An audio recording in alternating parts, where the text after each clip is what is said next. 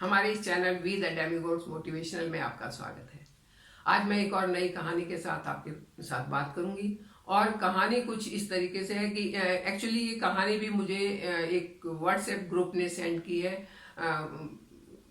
बार बार ये कहानी सर्कुलेट हो रही है। इसको सुनने के बाद मुझे लगा कि ये अधूरी है, कहानी सही नहीं है, इसमें कुछ और ऐड हो सकता है जो बहुत इम्पोर्टेंट है, जिसको जानना बहुत जरूरी है। तो कहानी कुछ इस तरीके से है कि एक लेडी की कहानी है। उसको हम एक नाम दे देते हैं प्यारी।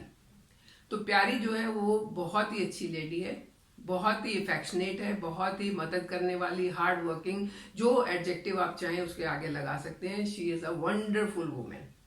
अपने बच्चों के साथ रहती है, परिवार के में उसके इन लॉज हैं, बुजुर्ग हैं जिनकी वो बहुत सेवा करती है, अपने हस्बैंड का बहुत ध्यान रखती है और इस तरीके से वो अपना काम करती है। बात बात में जब कोई उसे कुछ कहता है कि चलो वहाँ घूमने चले या वहाँ पार्टी चले, वहाँ चले, तो वो एक बहाना लगाती है, अरे नहीं, मेरे इन लॉज को मेरी ज़रूरत है, मुझे उनकी दवाई का ध्यान रखना है, मुझे उनके आराम का ध्यान रखना है, मैं नहीं आ सकती। अरे मैं नहीं आ सकती क्योंकि आज तो मेरे बच्चे का एग्ज़ाम है।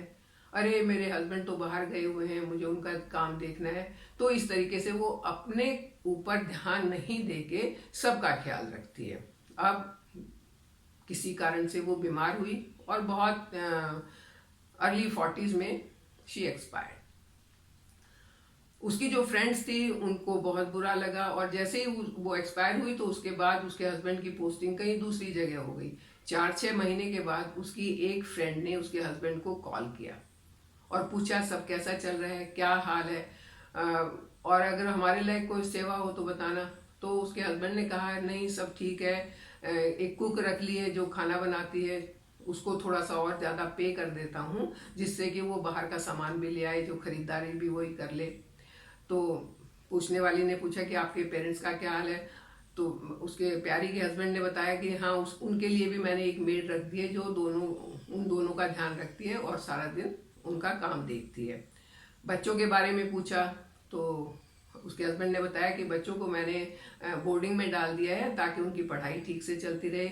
हाँ ये जरूर है कि मेरा 15-20 हज़ार रुपये महीने का खर्चा बढ़ गया है, बाकी सब ठीक चल रहा है। तो ये जो फ्रेंड थी ये बहुत उदास हुई।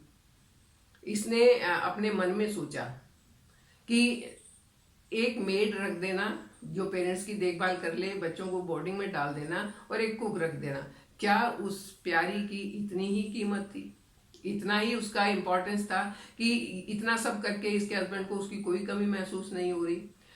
तो समरी में उसने उस कहानी के समरी में ये लिखा था कि लेडीज को अपने ऊपर ध्यान देना चाहिए। अब यहाँ मुझे ये कहानी सही नहीं लगती। सही इसलिए नहीं लगती कि आप कहाँ कंपेयर कर रहे हैं एक मेड के साथ, एक आया के साथ। आपकी क्या वो इम्पोर्टेंस है अपने घर में? आप अपने घर में घर की मालिक हैं। बिल्कुल सही बात है, आपको अपने ऊपर ध्यान देना चाहिए, आपको अपनी सेहत का ख्याल रखना चाहिए, आपको अपने ऊपर 1-1.5-2 घंटा स्पेंड करना चाहिए जिससे आप अपनी सेहत को अच्छा रख सकें।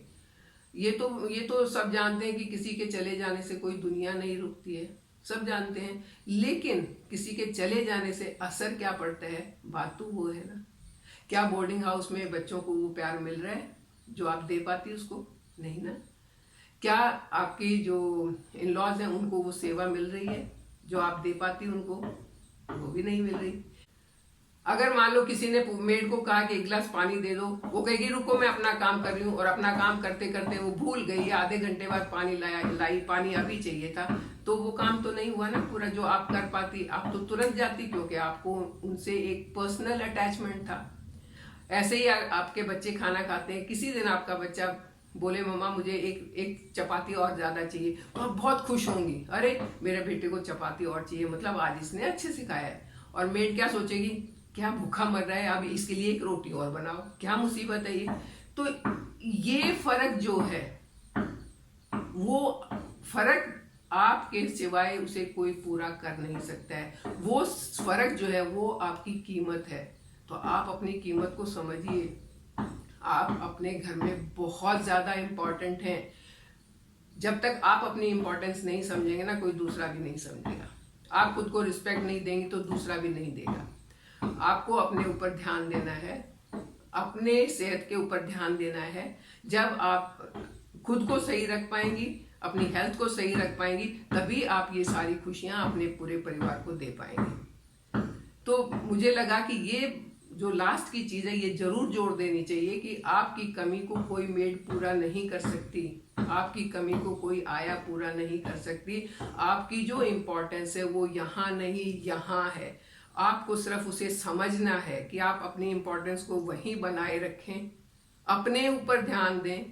आप अपनी एक्सरसाइज, अपना खान पान, अपना आराम, इन सब का भी ध्यान दें। सिर्फ औरों का ध्यान नहीं दें, इन सब का भी ध्यान दें। जब आप इन सब का ध्यान देंगी तभी आप औरों का भी अच्छे से ध्यान दे पाएंगी और उनके साथ खुशी खुशी बहुत प्रेम से रह पाएंगी। तो आई होप मेरा जो ये विश्लेषण था उस स्टोरी का, या आपको भी लगेगा कि हाँ वाकई में ऐसा ही होना चाहिए और आप अपने ऊपर ध्यान देना शुरू करेंगे। चाहे मेल हो या फीमेल, खुद पर ध्यान देना बहुत जरूरी है। खुद की रिस्पेक्ट करना जरूरी है, अपने काम को एंजॉय करना जरूरी है। तभी आप खुश रह सकते हैं और खुशी से आगे बढ़ सकते हैं। तो आप खुश रहिए, आगे बढ़ते रहिए, अपने परिवार के साथ, अपने बच्चों के साथ, खुद की खुशियों के साथ आगे बढ़ते रहिए। हमारे साथ बने रहिए, चैनल को सब्सक्राइब कीजिए। Thank you.